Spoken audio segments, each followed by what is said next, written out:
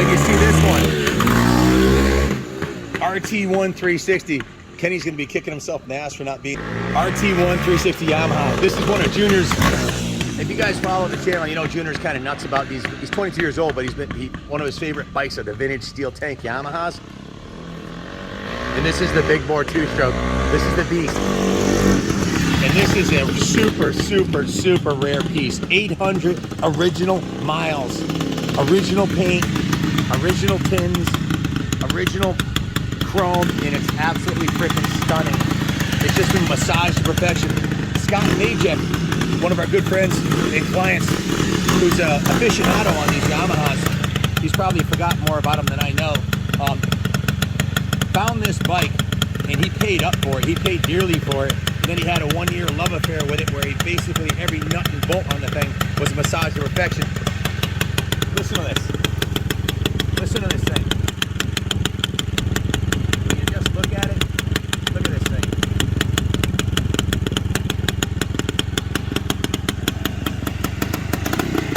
This is a big bore two-stroke. Make no mistake, this one will hurt. You know what it'll do? It'll rip your house out the foundation. Seriously, guys, this is an absolute freaking dime piece. This one's a time capsule. This is the finest original RT1 we've ever had here in 13 years at the museum. Thousands of vintage trail bikes. Junior's gone all the way to Texas to pick up collections of these. In fact, he had an RT1 that he got from the Texas collection. He kept for a couple years and eventually sold it. But this one, guys, I learned something about Yamahas I never knew. Come on over here. I want to show you something. Check this out. This is the original factory paint, okay? It's in absolutely pristine condition. These are the original factory badges. I did not know, when you rub your finger over here, this red is the actual base color for this gas tank. And if you see this little, see where the pinstripe is right here? See that little imperfection right there? Every one of them is different because these were hand-applied pinstripes on a red tank. Yamaha sprays the black on top of it and then peels it off while it's still a little bit wet. That's why you get that little black thing. That's original, authentic, factory original, pristine paint. The finest I've ever seen on a 50-year-old trail bike, bar none. The chrome on the cap, the badges, the original screws, everything is a 10 on this. Originality wise, this bike's a 10. Guys, this exhaust is the original factory paint. This has not been remarkably, the paint is still there. It shows a little bit of patina up by the head pipe. I could have easily refinished that in short order in the detail shop, but hell no. This is the original factory paint. That's what makes this thing so amazing. The only items that were painted on this bike were the front and rear fender, which from the factory, they don't paint the bottom side of them. He painted the bottom side and then clear coated it. What happens is you can get surface rust underneath there because it's unclear coated metal. That's the original factory paint code. So the front and rear fender and the rear brake pedal here, this rear brake pedal was repainted and the brakes, they were repainted. Other than that, all original paint. Absolutely remarkable. The tires, the front tire is brand new. The tube is brand new. Now, Scott has a little bit of OCD. I can relate to that. He's obsessed with these Yamahas. He took this right down, he took this bike, 855 original miles, right down to the frame, cleaned every nut and bolt on it and carefully reassembled it, but did not paint like the swing arm here. Left this original because he wanted to keep the originality intact. Now, all the lights work.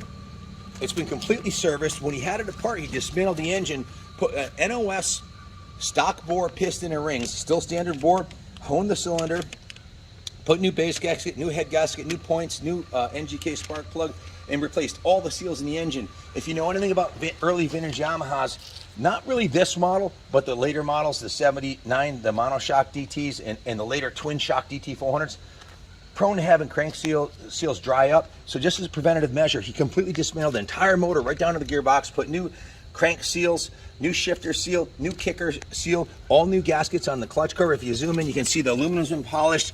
The hardware holding on the cover is all brand new. The engine cases are not painted. They're original, just clean metal. The cylinder was refinished. The cylinder head was polished. The cylinder was honed. The ports were cleaned. The inside of the head was polished. The exhaust port was emery cloth. The inside of the motor is like brand new.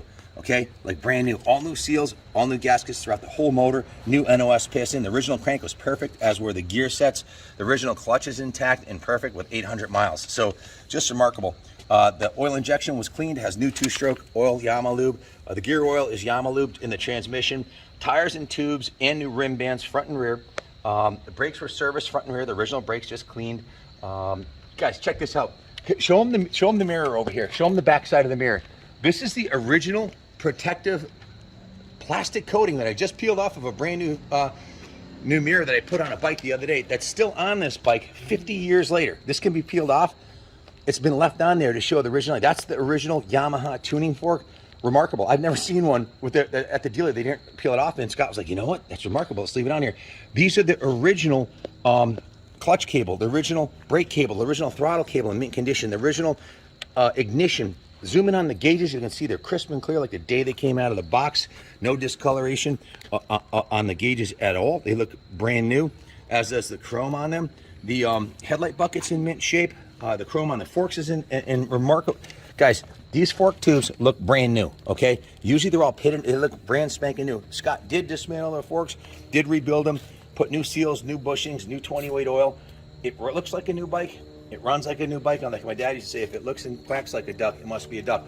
So, like I said, Scott's obsessed with these. If we did this job, you'd be looking at a 60 to 80-hour work order, depending on to completely dismantle it right down to the nut and bolts, down to the crank, and redo everything on it. Not to mention the time spent sourcing an NOS piston and all the gaskets and seals. And you can't call your Yamaha dealer and order those, right? So let me turn it around this side right here, so you can get a look. So yeah, I'm a little excited.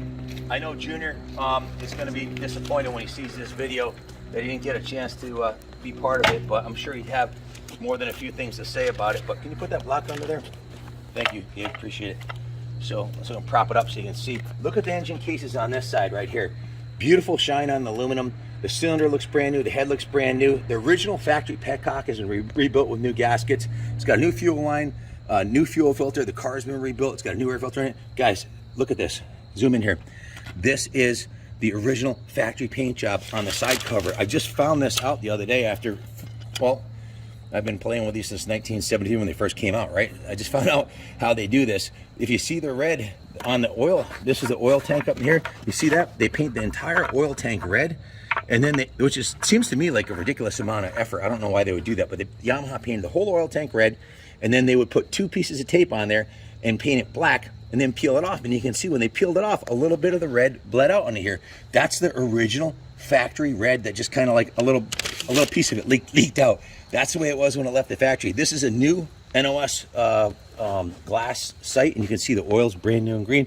He did repaint the chain guide too. He told me that chain guide's been repainted, and the fenders have been repainted. The kickstand has been repainted, and the brake lever on the other side. Other than that, this is see this right here. See where the paint shines through right here? He could have easily repainted that, but the whole point on this was keep it as close to original as is practical. The original seat. Check this out.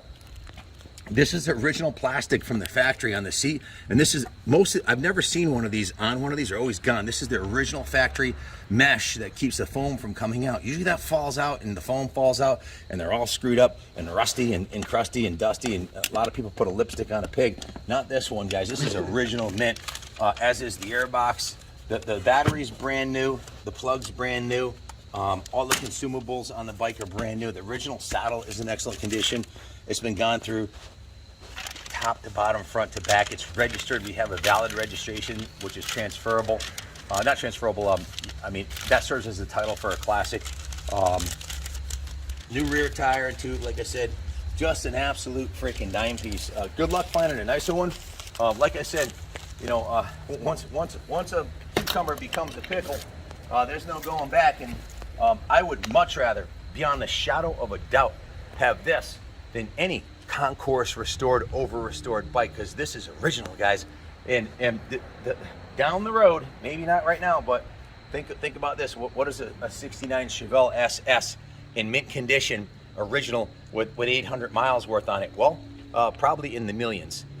What is a restored one worth? Maybe 200,000. It's worth a multiple of, because it's original, it's authentic.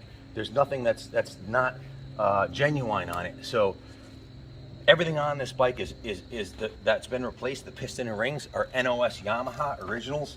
So it don't get any better than this, guys. Unless you find one brand new in the crate, you're not going to find a nicer classic RT1 than this. That's for damn sure. Let's do a drive-by on the road.